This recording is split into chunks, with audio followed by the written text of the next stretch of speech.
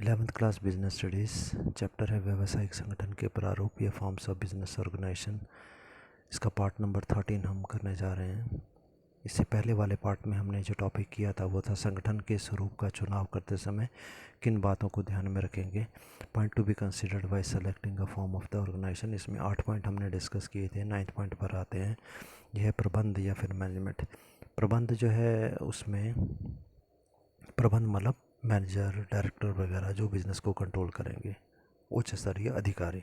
तो प्रबंध में विशिष्टता व कुशलता का गुण यदि हो, ठीक है, हम ये चाहते हैं कि हमारे मैनेजर काफ़ी एक्सपर्ट हों, काफ़ी कुशल हों व्यापार में। तो इसके लिए हमारे को कंपनी संगठन जो है वो अपनाना पड़ेगा, क्योंकि कंपनियाँ जो होती हैं इनके मालिकों के पास बहुत पैसा होता है और ये इतने पैसे खर्च करके बहुत अच्छे अच्छे डायरेक्टर्स, मैनेजर्स को नौकरी पर रख सकती हैं। सेकंड पॉइंट है करों का दायित्व या टैक्स लाइबिलिटी। हमें ऐसा बिज़नेस शुरू करना चाहिए जिसमें कि हमारे को कम कर या टैक्स देना चाहिए। टैक्स या कर क्या चीज़ होती है, हमने पहले भी पढ़ा। हम जितना भी लाभ कमाते हैं उस लाभ का कुछ हिस्सा जो है सरकार को देना पड़ता है। तो वो जो हिस्सा हम सरकार को देते हैं उसको कर या फिर टैक्स कहा जाता है। तो हमें ऐसा बिज़नेस शुरू करना है जिसमें कि हमारे को कम पैसा सरकार को देना पड़े। यदि हमें ज़्यादा टैक्स देना पड़ेगा सरकार को, तो हमारे पास थोड़ा सा लाभ बचेगा। तो एकाकी व्यापार और साझेदारी टाइप का जो बिज़नेस है उसमें हमारे को टैक्स जो है सरकार को कम देना पड़ता है, वो सही है। अगला है उत्पादन का पैमाना या स्केल ऑफ प्रोडक्शन। यदि हम बड़े पैमाने पर बिज़नेस करना चाहते हैं, बहुत ज़्यादा चीज़ें बनाना चाहते हैं, तो बड़ी कंपनियां जो हैं वो सही रहेंगी। और यदि थोड़ा सा ही काम हमने करना है, ज़्यादा चीज़ें नहीं बनानी, थोड़ा थोड़ा काम करना है, तो एकाकी व्यापार और साझेदारी का व्यवसाय सही रहता है। अगला है भावी विस्तार या फ्यूचर एक्सपेंशन। यदि हम चाहते हैं कि भविष्य में हम अपने बिज़नेस को और अधिक बढ़ाएंगे, तो एकाकी व्यापार सही रहेगा। उससे फिर अगर बढ़ाना है तो साझेदारी पे चले जाओ, उससे बढ़ाना है तो कंपनी पे चले जाओ। अगला हेडिंग हमारे को दिया गया संगठन के विभिन्न प्रारूपों की उपयुक्तता, suitability of different form of organisation. ये अलग अलग प्रकार के जो बिज़नेस हैं वो किस किस प्रकार की सिचुएशन में सूट करते हैं, अच्छे होते हैं। तो पहला पॉइंट दिया गया एकाकी व्यापार, साझेदार, एकाकी व्यापार या सोल ट्रेड। हमने पढ़ा एकाकी व्यापार के बारे में। तो ये व्यापार ऐसी जगह पे अच्छा रहता है जिसका कार्यक्षेत्र सीमित होता है। भाई एक दुकान हमारी है, वहाँ पर जो ग्राहक आएंगे हमने उन्हीं को बेचना है, बाकी ज़्यादा काम हमारा नहीं है। तो सीमित कार्य क्षेत्र वाले जो व्यापार होते हैं उसमें एकाकी व्यापार सही होता है। व्यक्तिगत देखरेख। हम ये चाहते हैं कि मालिक खुद जो है ग्राहकों से मिले, उनकी जो उन्हें चीज़ चाहिए ग्राहकों को वो खुद दे। व्यक्तिगत रूप में अगर मालिक देखरेख करना चाहता है, ग्राहकों से मिलना चाहता है, तो भी एकाकी व्यापार सही है। अगला, स्वयं के पास पर्याप्त पूंजी है। अगर हमारे पास काफ़ी पैसा है, हमें किसी से पैसा लेने की आवश्यकता नहीं, तो भी एकाकी व्यापार सही है। एग्जाम्पल क्या हो सकते हैं, जैसे करियाने की दुकान हो गई, सामान्य दुकान, जनरल स्टोर हो गई हमारी, स्टेशनरी, किताबें, कॉपियों की दुकानें हो गई, बेकरी, खाने पीने के सामान की दुकानें हो गई, बार्बर, नाई की दुकान हो गई, फुटकर व्यापारी की हो गई, या छोटा कारखाना या छोटी छोटी जो फैक्ट्रियाँ घरों में लोगों ने खोली होती हैं, वो एकाकी व्यापार के तरीके से सही रहती हैं। दूसरे प्रकार हमारा बिजनेस क्या हो सकता है, जैसे कि साझेदारी, पार्टनरशिप फर्म। पार्टनरशिप फर्म किस प्रकार के बिज़नेस के लिए सही रहती है, जिसे कि आसानी से स्थापित किया जा सके। अगर हम ऐसा बिज़नेस हमारा है जिसे शुरू करना बहुत सिंपल है, तो साझेदारी के तरीके से सही रहेगा। हमारे को अलग अलग योग्यता वाले, ठीक है, व्यक्ति चाहिए। कोई व्यक्ति कुछ और काम कर सकता है, दूसरा व्यक्ति कुछ और काम कर सकता है, ऐसे व्यक्ति चाहिए, तो साझेदारी में ठीक होता है। अगला है जहाँ पर हम असीमित दायित्व का जोखिम उठाने के लिए तैयार हों, कि ठीक है कोई बात नहीं, घर का सामान बिक जाएगा तो बिक जाएगा, और हम बिज़नेस को करेंगे। ठीक है, अगर ऐसी हमारी सोच है तो साझेदारी सही रहेगी। और क्योंकि यहाँ पर एकाकी व्यापार के मुकाबले मालिकों की संख्या ज़्यादा होती है, इसलिए पूंजी भी यहाँ पर हमारे पास ज़्यादा इकट्ठी हो जाती है। और यदि इसको रजिस्ट्रेशन ना कराना हो तो इस बिज़नेस को शुरू करना भी काफ़ी सरल हो जाता है। इसके एग्जांपल्स आते हैं, यदि हमारी चार्टर्ड अकाउंटेंट की फर्म है, मतलब हम अकाउंट्स वगैरह को ऑडिट करते हैं, चेक करते हैं, उसके लिए सही रहेगा। और आर्किटेक्ट हैं हम, जैसे बिल्डिंग वगैरह के नक्शे वगैरह बनाने का काम हम करते हैं। होलसेल थोक व्यापारी हम कर चुके हैं पूरा बिज़नेस, उस तरीके से यदि हम व्यापार कर रहे हैं। या मीडियम साइज़ के बिज़नेस, बहुत बड़ी कंपनियां भी नहीं, मीडियम साइज़ की मध्यम आकार की जो कंपनियां हैं वो भी इसके लिए सही रहती हैं। तीसरा है संयुक्त पूंजी वाली कंपनी, जॉइंट स्टॉक कंपनी। ठीक है। इसके बारे में भी हमने पढ़ा कि बहुत बड़ी मात्रा में अगर पूंजी है हमारे पास, या फिर हम ऐसी कंपनी शुरू करना चाहते हैं जो बहुत स्थायी अस्तित्व मतलब बहुत लंबे समय तक टिकी रहेगी, या फिर जिसका हम ये चाहते हैं कि भाई हमारा दायित्व, हमारी लाइबिलिटी वो सीमित हो, लिमिटेड लाइबिलिटी हो, तो भी कंपनी सही रहेगी। हमारे को ये भी मालूम है कि कंपनी को शुरू करने के लिए बहुत सारी कानूनी कार्रवाइयाँ करनी होती हैं, हम उसके लिए भी तैयार हैं तो भी कंपनी सही रहेगी। और हम बड़ी मात्रा में उत्पादन करना चाहते हैं तो भी हमारे लिए कंपनी जो है फॉर्म सही रहेगा। एक और प्रकार हमने पढ़ा था सहकारी समिति या कोऑपरेटिव सोसाइटीज़ या ऑर्गेनाइजेशन के लिए। तो ये जो बिज़नेस होता है ये अल्प साधन वाले व्यक्तियों के लिए उपयोगी होता है, जिनकी इनकम, जिनकी कमाई जो है बहुत थोड़ी होती है, वो इस प्रकार के व्यवसाय को शुरू करते हैं। ग्राहकों को ये ज़्यादा सूट करता है, उपभोक्ताओं को, उत्पादकों को, निर्माताओं को, कि उत्पादक जो है वस्तु बना रहे हैं पर बेचने के लिए हमने किसी और को बोल दिया कि आप बेच दो, या फिर किसान, कृषक, उनके लिए भी सूट करता है। उनको अच्छे बीज दिलवाना, अच्छे खाद दिलवाना, अच्छे औजार दिलवाने के लिए ये सोसाइटी सही रहती हैं। इस चैप्टर के लास्ट टॉपिक पर आते हैं अब हम लोग। व्यवसाय प्रारंभ करने से पूर्व विचारणीय घटक, factors to be considered before starting a business. जब हम एक बिज़नेस को शुरू करने जा रहे हैं तो उससे पहले हमारे को किन चीज़ों को ध्यान में रखना होगा। पहला है व्यवसाय की प्रकृति और nature of a business. Business को शुरू करने से पहले हम किस प्रकार का बिज़नेस शुरू कर रहे हैं, प्रकृति मतलब किस प्रकार का व्यवसाय है, उसमें ध्यान रखा जाएगा। तो उसमें कुछ चीज़ें हम ध्यान रखेंगे, व्यक्तिगत रुचि और पर्सनल इंटरेस्ट, कि हम जो बिज़नेस शुरू करने जा रहे हैं क्या उसमें हमारा इंटरेस्ट है भी कि नहीं है। दूसरा, व्यक्तिगत योग्यता या फिर प्रोफेशनल क्वालिफिकेशन, जो बिज़नेस हम शुरू करने जा रहे हैं उसके लिए जो जानकारी चाहिए, योग्यता चाहिए, क्या वो हमारे अंदर है कि नहीं है। व्यवसाय का क्षेत्र या स्कोप ऑफ ए बिज़नेस, कितने बड़े क्षेत्र में हम बिज़नेस को शुरू करेंगे। अगला है साधन या फिर रिसोर्सेज, हमारे पास उतना पैसा, उतनी मशीनें, उतनी बिल्डिंग, ज़मीन है कि नहीं है। लाभ की मात्रा, क्वांटिटी ऑफ द प्रॉफिट, कितनी मात्रा में हमारे को इससे लाभ होने वाला है। और अगला है जोखिम की मात्रा, क्वांटिटी ऑफ द रिस्क, कितनी मात्रा में इसमें जोखिम है। ये सारी चीज़ों को देखने के बाद ही बिज़नेस का हम चुनाव करते हैं। सेकेंड पॉइंट है प्रारंभिक अनुसंधान या प्रिलिमिनरी इन्वेस्टिगेशन। प्रारंभिक अनुसंधान का मतलब है जब हम बिज़नेस को शुरू करने जा रहे हैं, प्रारंभ करने जा रहे हैं, तो उस टाइम पर अनुसंधान का मतलब होता है खोज करना। हम कुछ चीज़ों की जानकारी प्राप्त करते हैं, खोज करते हैं। संभावित प्रतिस्पर्धा, कि भाई ये जो बिज़नेस हम शुरू करने जा रहे हैं इसमें कंपटीशन में कौन कौन सी कंपनी है। कंपटीशन मतलब होता है कि हमारे जैसे बिज़नेस, हमारी जैसी दुकानें और कौन कौन सी हैं जिनके साथ हमें मुकाबला करना होगा, इसका भी हम पहले से पता लगाएं। उत्पादन संबंधी समस्याएं, कि जब हम वस्तु का उत्पादन कर रहे होंगे तो हमारे सामने कौन कौन सी समस्या आएंगी। वस्तु का विश्लेषण, वस्तु के बारे में गहराई से जांच पड़ताल हमारे को करनी होगी। बाज़ार का विश्लेषण भी करना होगा। बाज़ार का मतलब होता है हमारे ग्राहक कहाँ पर रहते हैं, उनको हम कैसे वस्तु को बेचेंगे, ग्राहक किस प्रकार की वस्तु पसंद करते हैं इत्यादि। तीसरा पॉइंट हमारा है स्वामित्व का प्रारूप या फॉर्म्स ऑफ ओनरशिप, कि स्वामी किस प्रकार के होंगे। पहले तो एकाकी व्यापार के बारे में ये सभी कुछ हमने पढ़ लिया ऊपर भी।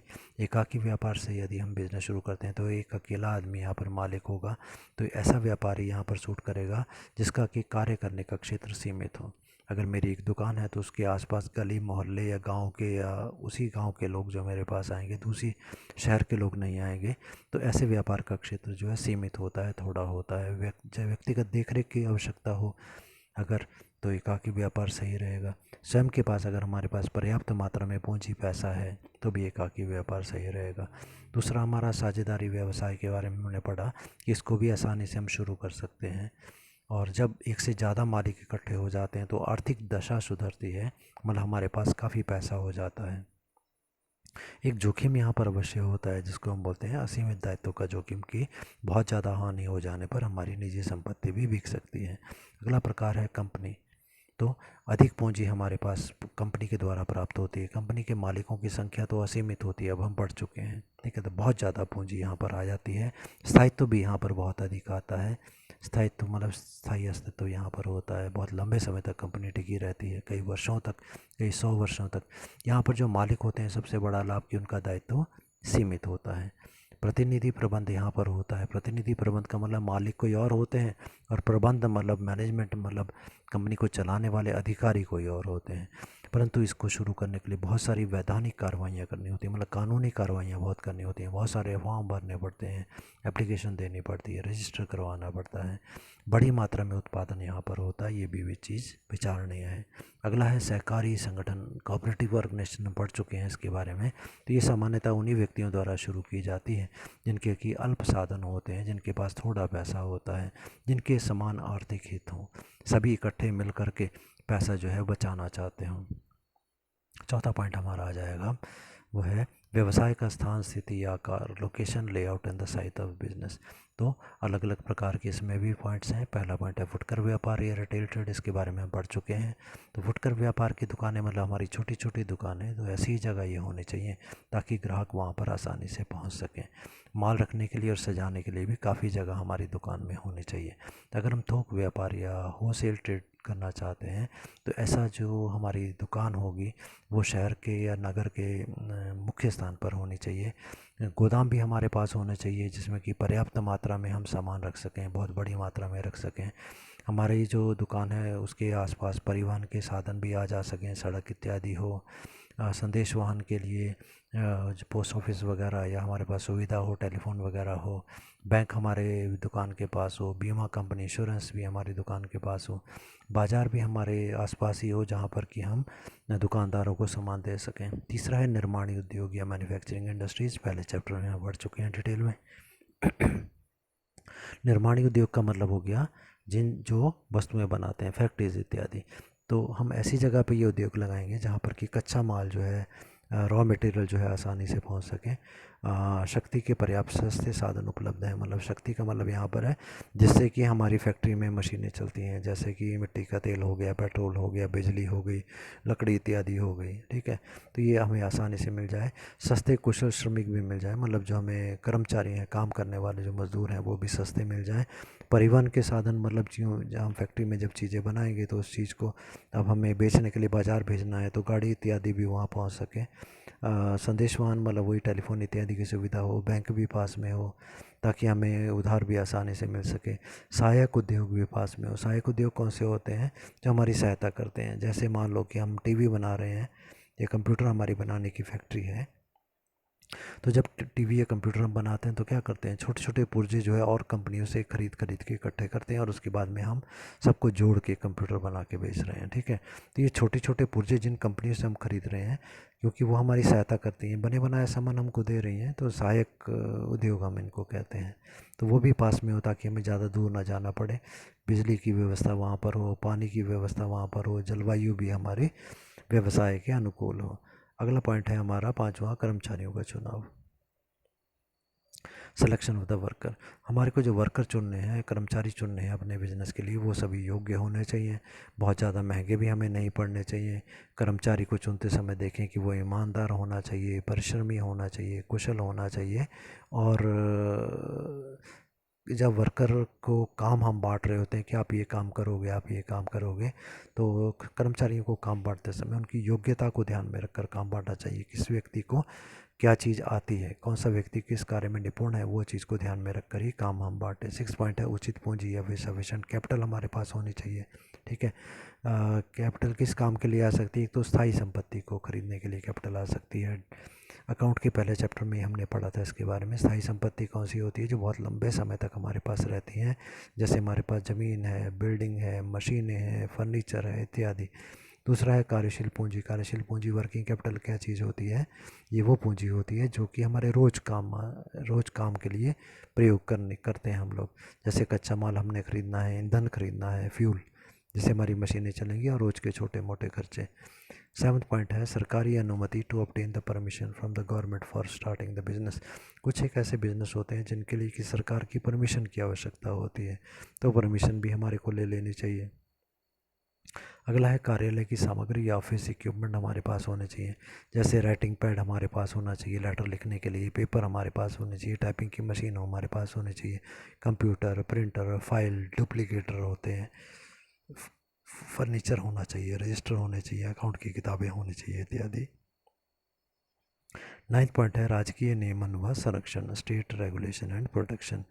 सरकार का, राजकीय मतलब सरकार का नियंत्रण भी हो और उसकी प्रोटेक्शन, सुरक्षा भी हो। हम ये देख लें कि सरकार जो हम बिज़नेस शुरू करने जा रहे हैं कहीं वो ऐसा तो नहीं जिसमें सरकार की तरफ से काफ़ी ज़्यादा रुकावटें आती हैं, सरकार बार बार चेक करती है, वैसा बिज़नेस हमें शुरू नहीं करना है। सरकार के प्रतिबंध कानून बहुत कम होने चाहिए, उसके ऊपर रुकावटें ज़्यादा नहीं होनी चाहिए, और ऐसे बिज़नेस को भी शुरू किया जाए जिसके लिए कि सरकार सुविधा देती है कि भाई हम आपकी हेल्प करेंगे, आप ये बिज़नेस शुरू करो। अगला 10th पॉइंट हमारा है क्रय और विक्रय नीति, परचेज एंड सेल पॉलिसी। नीति का मतलब होता है बेचने का तरीका, ठीक है, या खरीदने का तरीका। तो क्रय नीति में क्या आता है, जब क्रय नीति हम बनाते हैं तो हम ये डिस्कस करते हैं भाई क्या क्रय करना है। क्रय करना मतलब खरीदना। क्या हम परचेज करना चाहते हैं, व्हाट टू बी बॉट। कब क्रय करना है, व्हेन टू बी बॉट। कब हम क्रय करें, कहाँ से क्रय करना है, from where to be bought, ठीक है, और कितनी मात्रा में क्रय करना है, in how much quantity we have to purchase the good, ठीक है। विक्रय नीति की बात करें मतलब बेचने के बारे में, तो हमें विज्ञापन करना पड़ेगा, एडवर्टीजमेंट मशहूरी टीवी इत्यादि में करनी पड़ेगी, लोगों को बताने के लिए, प्रचार करना पड़ेगा, लोगों को सूचित करने के लिए। विक्रय प्रतिनिधियों की नियुक्ति मतलब हमें लोगों के घर घर आदमी भेजने पड़ेंगे कि घर घर जाओ, जाके सामान बेचो।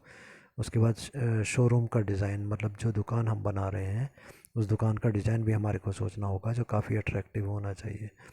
अगला पॉइंट हमारे को दिया गया व्यवसाय की इकाई का आकार, किस हम जो बिज़नेस शुरू करने जा रहे हैं उसका आकार या साइज़ कितना बड़ा है। अगर ऐसा है कि हम कम से कम लागत पे ज़्यादा उत्पादन करना चाहते हैं, ठीक है, बिज़नेस ऐसा हो जिसमें कम से कम खर्चा आए और उत्पादन ज़्यादा से ज़्यादा हो। उत्पादन के विभिन्न साधनों में समन्वय होना चाहिए कि ज़मीन भी पर्याप्त हो, हमारे पास वर्कर भी पर्याप्त मात्रा में हो, प्रबंधक भी काफ़ी मात्रा में हो, पैसा भी काफ़ी मात्रा में हो इत्यादि। ये सभी कुछ निर्भर करता है बिज़नेस के आकार के ऊपर, साइज़ के ऊपर। भाई ज़्यादा बड़ी कंपनी है तो ज़्यादा भूमि चाहिए, ज़्यादा बड़ी कंपनी है तो वर्कर भी ज़्यादा चाहिए, मैनेजर भी ज़्यादा चाहिए, पैसा भी ज़्यादा चाहिए इत्यादि। 12th पॉइंट हमारा है संयंत्र विन्यास या फिर प्लांट लेआउट। संयंत्र का मतलब होता है प्लांट्स का मतलब मशीनरी से हमारा, और अभिन्यास मतलब कैसे उसको लगाना है, मशीनों को लगाने का तरीका। मशीनें इस तरीके से लगाई जाएं ताकि कम से कम लागत में मतलब कम से कम खर्चे में ज़्यादा से ज़्यादा उत्पादन हो सके। विभिन्न विभागों में जो है जितना भी हमारे पास स्थान है, जितनी ज़मीन है फैक्ट्री की, उसको अलग अलग डिपार्टमेंट्स में बांट दिया जाए, अलग अलग विभागों में बांट दिया जाए। भाई ये उत्पादन विभाग यहाँ पर है, विक्रय विभाग दूसरी जगह है, क्रय विभाग दूसरी जगह है इत्यादि। अब 13th पॉइंट हमारा आता है लाइसेंस प्राप्त करना या ऑब्टेनिंग लाइसेंस। अगर हम ऐसा बिज़नेस शुरू करने जा रहे हैं जिसके लिए लाइसेंस की आवश्यकता होती है तो हमारे को वो लाइसेंस भी पहले प्राप्त कर लेना चाहिए। लास्ट पॉइंट 14 पॉइंट है संगठनात्मक ढांचे का निर्माण और डिज़ाइनिंग द ऑर्गेनाइजेशनल स्ट्रक्चर। हम ऑर्गेनाइजेशन मतलब होता है कंपनी, संगठन का मतलब है कंपनी, ढांचा मतलब स्ट्रक्चर या फिर बोलें कि उसका नक्शा, ठीक है, कि हमारी कंपनी में कितने विभाग होंगे, हर विभाग में कौन कौन से कर्मचारी काम करेंगे, उन हर एक कर्मचारी का क्या काम होगा, क्या जिम्मेवारियां होंगी। ये सभी एक डिज़ाइन के रूप में, डायग्राम के रूप में जब हम बना देते हैं तो उसे हम ऑर्गेनाइजेशनल स्ट्रक्चर या संगठनात्मक ढांचे करते हैं। तो इसका भी रूप हमें पहले से बना लेना चाहिए।